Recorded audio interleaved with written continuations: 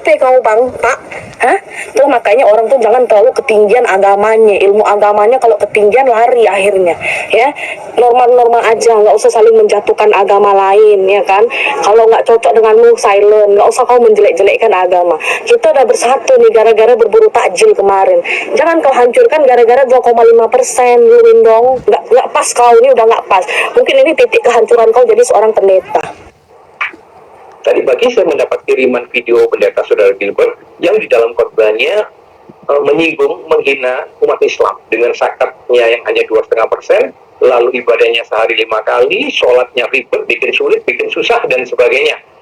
Berbeda dibandingkan dengan kekristenan yang katanya persembahannya 10% dan ibadahnya seminggu hanya sekali, itu pun relax, sukacita. Itu kekristenan Anda, Gilbert. Ya. Saya melihat, mendengarkan kata-kata Anda itu, Anda sudah menyalahgunakan mimbar Anda, khotbah Anda itu untuk menyerang orang lain, menyerang agama lain. Apa urusannya dengan Anda? Apakah Anda? Itu di dalam kehidupan bermasyarakat, sebenarnya Anda sudah melanggar sila kemanusiaan adil dan beradab. Artinya Anda sudah tidak manusiawi dan tidak beradab.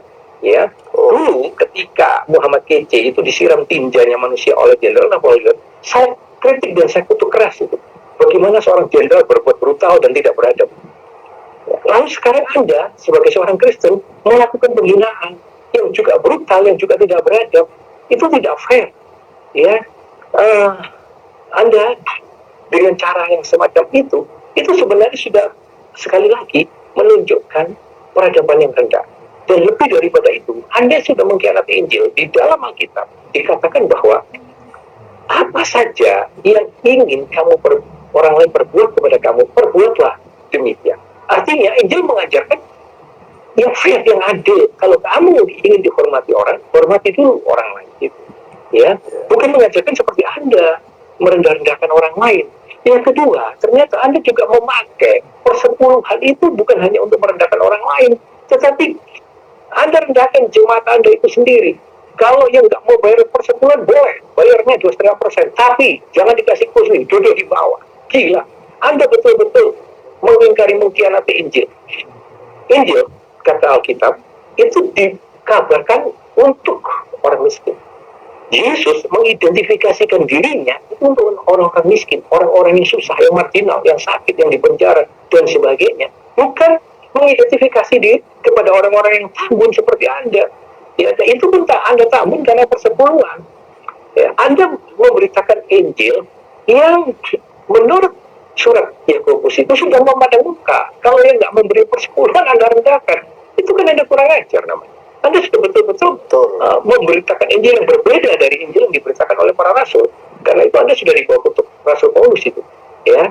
Nah, terkait sikap Anda ini, saya menghimbau itu, sinode, cobalah kepada pendeta-pendeta semacam Gilbert ini, saya tahu ada yang lain juga.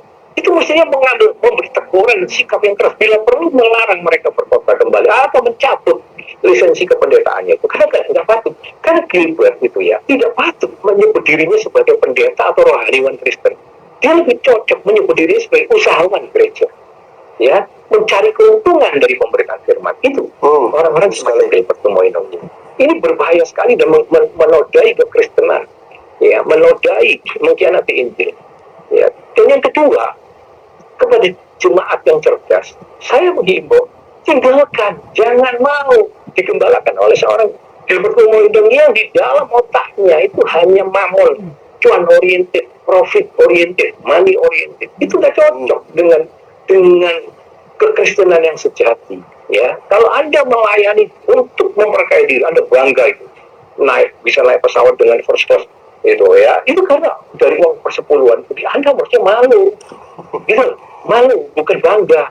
Kalau seperti itu, ya, karena itu jemaat-jemaat saya himbau cerdas sedikit, tinggalkan. Ya, bila perlu tuntut itu pendeta semacam itu, jemaat sendiri harus melakukan itu untuk membuktikan kesadaran bahwa sangat tersinggung dipimpin, digembalakan oleh pendeta semacam itu. Nah, maka sikap Gilbert itu menurut hemat saya akan ada dua kemungkinan. Yang pertama, dia akan menghadapi ancaman hukum dunia. Karena kata-katanya itu sebenarnya sudah memenuhi unsur pidana, menghina agama lain. Yang kedua, dia juga akan menghadapi ancaman hukuman Tuhan. Karena sekali lagi, orang-orang semacam dia seperti ini berkhianat pada Injil, tidak cocok, tidak memberitakan Injil sebagaimana yang para rasul beritakan. Karena itu tunggu saja waktunya. Saya percaya hukuman itu pasti akan datang menimpa pendeta-pendeta semacam di Pertemuan Ideng dan juga pendeta-pendeta lain yang sejenisnya. Itu pesan saya. Nggak usah 10%, 2,5. Tapi sembayangnya 5 kali sehari. Dari kosakata aja kelihatan tidak pernah belajar Alkitab. Memang kita harus bayar perpuluhan. Memang itu bayar zakat. Itu memberi, berhutang kepada Tuhan atas kebaikannya. Kalau bayar itu kita beli. Masa kita membeli Tuhan? Dan soal 2,5% atau 10% itu sesuai keyakinan masing-masing. Di kita jelas 10% itu nggak jelas. Karena dicomot dari perjanjian lama zaman Musa. 10% ya umat harus kasih untuk bait Allah, untuk kaum Levi, yaitu kaum rohaniawan yang harus urus bait Allah. Dan mereka hidupnya sederhana. Bukannya zaman sekarang. Pendeta tilep 10% atas nama dia pendiri gereja, sama istrinya bendahara. Mereka gonta-ganti Alphard, gonta-ganti Rolex, beli Ferrari, Lamborghini, penthouse, jalan-jalan keliling dunia, dan pasti nepotisme. Persis Pak Lurah. Nepotisme. Gembala diturunkan statusnya jabatan ke anaknya. Itu di mana-mana terjadi. Di kalangan tertentu ya, nggak semuanya ya. Makanya tajir pelintir. Habis itu harus selalu khotbah tentang keuangan. Kenapa? Harus bayar listrik, bayar AC, bayar karpet, dan bayar saksi konsumsi, dan bikin gedung yang besar. Selalu ngomongin duit. Kalau di gereja lain tuh nggak ada ngomongan duit. Karena kita harus memberi dengan sukacita, bukan dengan paksaan, bukan ditodong. Lagian perjanjian baru nggak ada tulisan tuh 10%. Kita harus memberi sesuai dengan sikap hati kita. Dan bukan bayar. Kita harus memberi 50%, 100% seluruh kehidupan kita. Bukan hanya memberi di gereja, tapi di mana-mana. Di mana nggak enak ya. Hari Minggu kita ke gereja dengerin sampah. Ya, khotbah-khotbah isinya uang. Isinya kemakmuran. Yang makmur pendetanya, rakyat tetap miskin. Dan mungkin juga ada money laundry. Karena tidak bisa diaudit tuh gereja. Nggak bisa. Karena yayasan, nggak bayar pajak, enak banget. Makanya banyak pengusaha-pengusaha masuk deketin pendeta. Kenapa? Buka usaha lah, buka pelayanan, buka cabang, taunya money laundry. Ini juga harus dilacak seperti Sandra Dewi kali ya. Banyak-banyak pendeta ya bisa kaya mendadak dalam waktu 2 tahun. Gereja Katolik aja membutuhkan 1000 tahun untuk kaya. Dengan aset-asetnya, dengan patung-patungnya mereka, artefak-artefak mereka, dengan tanah dan semua itu persembahan-persembahan 1000 tahun. Ini mah 2 tahun langsung kaya raya. Nggak semua ya. Tapi banyak juga gereja susah di kampung-kampung, di daerah-daerah. Akhirnya mereka juga pikir, ya yang kelola perpuluhan itu gembala sidang, itu pemimpin. Harus ada badan khusus, pengurus orang lain, bukannya keluarga sendiri. Kenapa harus selalu ngomong tentang perpuluhan? Lagian kalau kita makan enak di restoran, pasti kita kasih tips dan lebih daripada itu. Tapi kalau kita makanannya sampah, boro-boro orang ingin memberi. Kalau kita tidak dikasih makanan rohani, tapi justru yang dihidangkan itu adalah makanan duniawi. Jangan kita membandingkan agama kita dengan agama lain. Setidaknya di agama lain tertulis hukumnya, di kita nggak jelas. Ibadah pun hari Minggu nggak tertulis tuh. Nggak ada tulisan di Alkitab. Memang ada tulisan harus beribadah hari Minggu. Tidak ada. Itu dicomot dari Kejadian ketika Tuhan menciptakan langit dan bumi. Hari ke-7 Tuhan istirahat. Hari Sabat itu artinya istirahat. Kita juga harus istirahat. Tapi ibadah bisa Senin, Selasa, Rabu, Kamis, Jumat. Kapanpun kami bisa beribadah. Begitu, aduh. Masa tidak tahu sih? Coba longgar Alkitab, ada nggak tulisan hari Minggu harus ibadah? Tidak ada, buktinya ada aliran lain yang ibadahnya hari Sabtu. Karena Sabat Sabtu, nggak boleh kerja. Jadi jangan menyesatkan juga orang Kristen ibadah satu hari. Kita harus beribadah 24 jam setiap hari. Bukan seminggu sekali. Habis itu bayar. Dan Tuhan nggak butuh duit kita. Yang butuh duit kita kan pendeta. Kasihan deh lah, nggak bisa beli Alphard lagi susah kali ya. Jadi gue habis ngeliat VT yang tentang pendeta itu kan, ya, yang dia membandingkan agama dia dengan agama lain. Dan yang dibahas di sini adalah tentang sedekah. Jadi perpuluhan sama zakat 2,5%. Pertama, ngebandingin agama aja udah aneh, ya. Kalau memang lu percaya sama agama lu sendiri, bagus, ya, berarti lu punya iman. Lu percaya kalau agama lu itu bisa menyelamatkan nanti. Ya udah, cukup lakuin apa yang lu rasa perintah Tuhan, ya. Lu lakuin aja sesuai dengan agama, gitu ya. Mewartakan berita Tuhan juga nggak masalah, tapi tidak perlu menyenggol agama lain. Karena apa? Apa yang lu anggap benar di agama lu belum tentu benar di agama orang lain.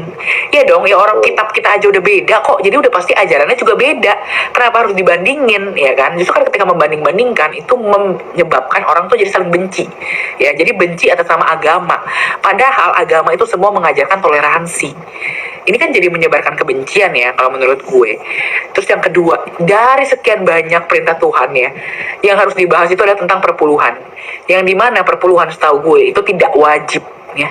Kenapa nggak bahas 10 perintah Tuhan?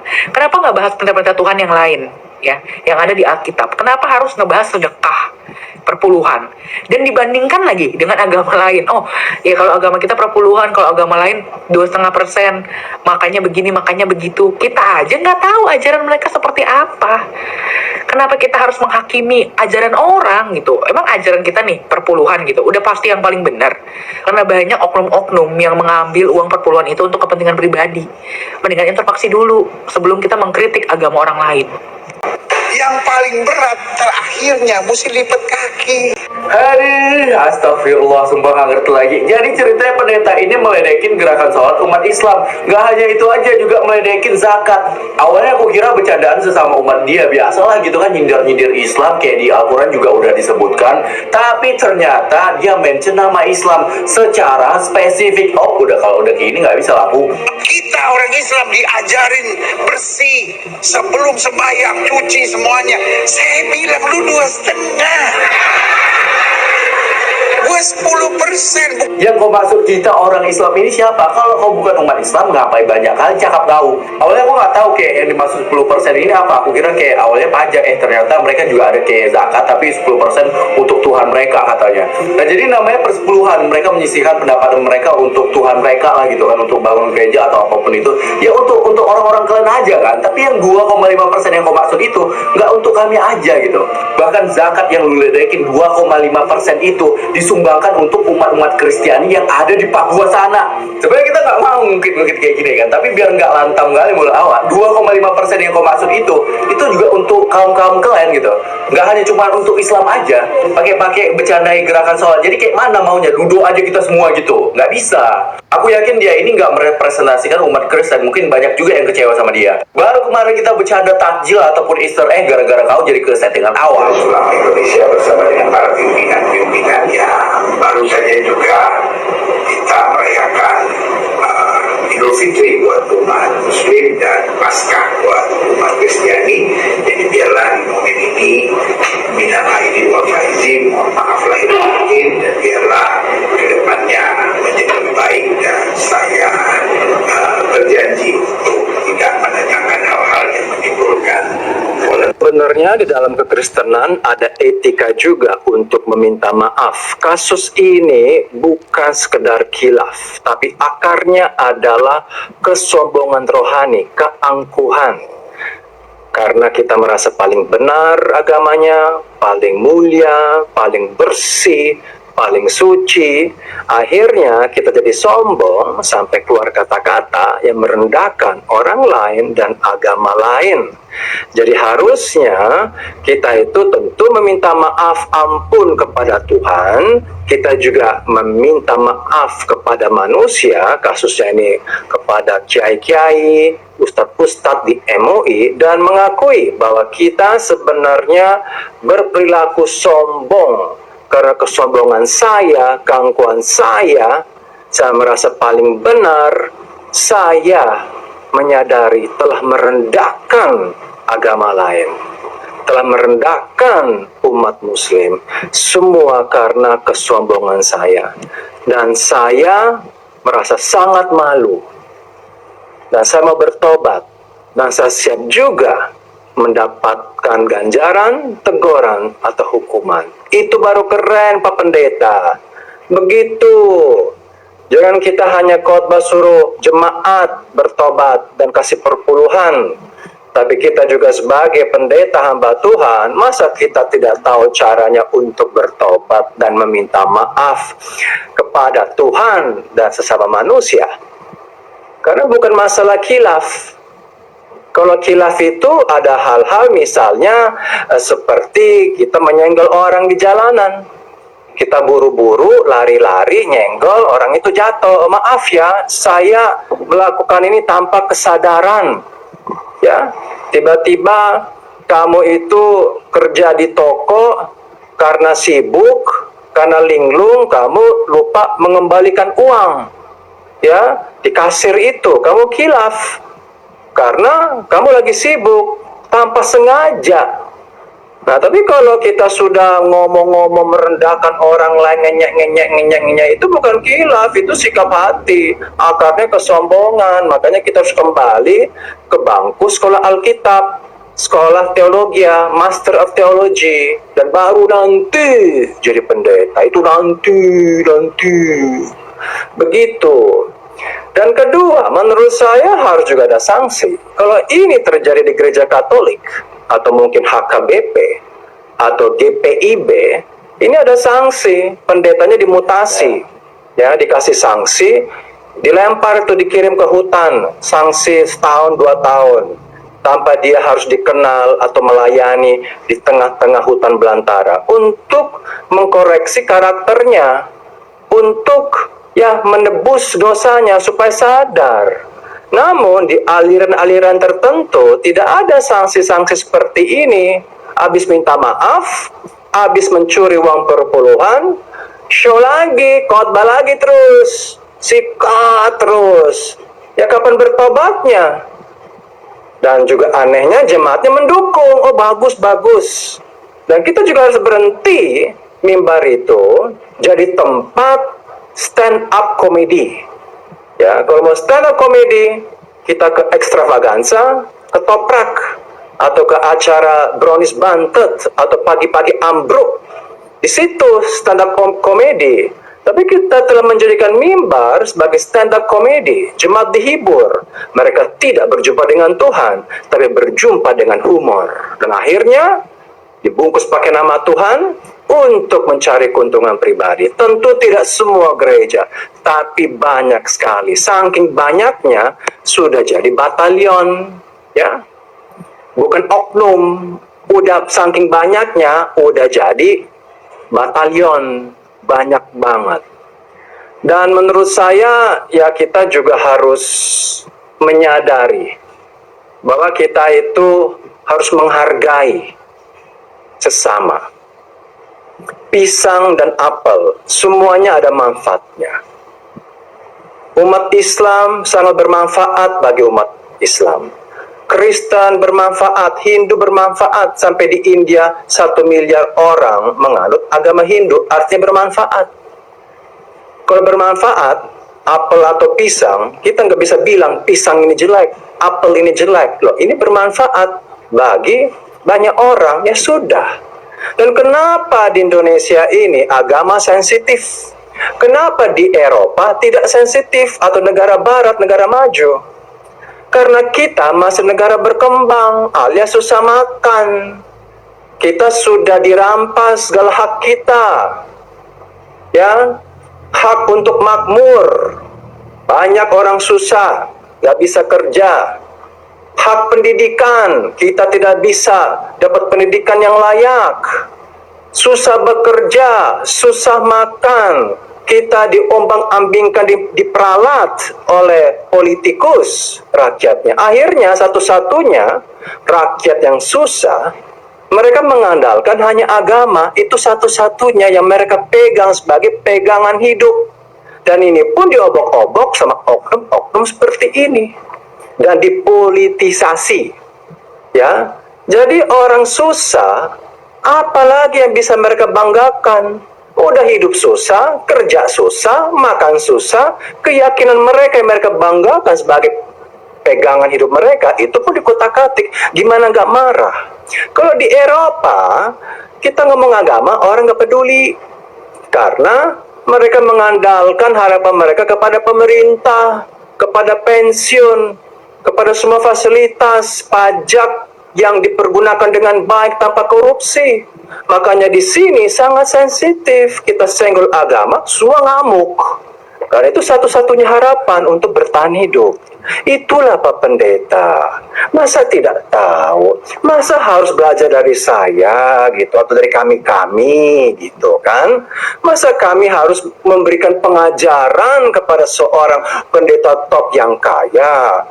Itu saja. Dan mungkin saja ya harus ada juga sanksi, ganjaran. Jadi kita ke kantor aja ada SP1, SP2, SP3. Kalau kita di korps kepolisian aja melakukan pelanggaran, kita dicabut itunya, ya, bintang-bintang kita. Kita harus melepaskan dan tidak menjadi pendeta itu tidak dosa. Kita bisa di TikTok stand up comedy, jual panci, jual kolor, jual BH, itu juga mulia daripada kita mempergunakan mimbar Tuhan untuk kepentingan sendiri dan dijadikan tempat olok-olok. Dan juga terakhir, itu jiwa-jiwa yang Tuhan sudah kasih di tangan. Mungkin puluhan juta yang tadinya mau mengenal Kristus tidak jadi. Jadi tanggung jawabnya besar gara-gara ulah seperti ini, kata-kata seperti ini. Dan itu juga terjadi sebaliknya di agama lain. Jangan kita saling mengolok-olok. Mungkin banyak orang ingin menjadi orang Muslim, tapi karena ustadz mengolok-olok Kristen atau pendeta ngolok-ngolok Muslim, akhirnya yang tadinya mau mualaf nggak jadi, yang tadinya mau jadi Hindu nggak jadi, karena perkataan seorang rohaniawan. Itu saja. Jadi tanggung jawab itu kepada Tuhan langsung, bukan sekedar maaf ya, aku nggak bermaksud. Kalau nggak bermaksud ini, pegang cangkir, tiba-tiba jatuh, saya nggak bermaksud, karena gue linglung, kepleset itu. Tapi kalau udah dari hati ngomong merendahkan, itu bukan saya tidak bermaksud, itu sangat bermaksud. Dari segi ilmu kejiwaan psikolog aja, mereka bisa tahu ini sadar atau tidak sadar. Dan kalau kita tidak sadar, lebih baik mundur dari jabatan menjadi pendeta. Karena kalau pendeta tidak sadar, ya wassalam. Itu saja. Terima kasih. Semoga renungan ini telah memberkati kita semua. Amin.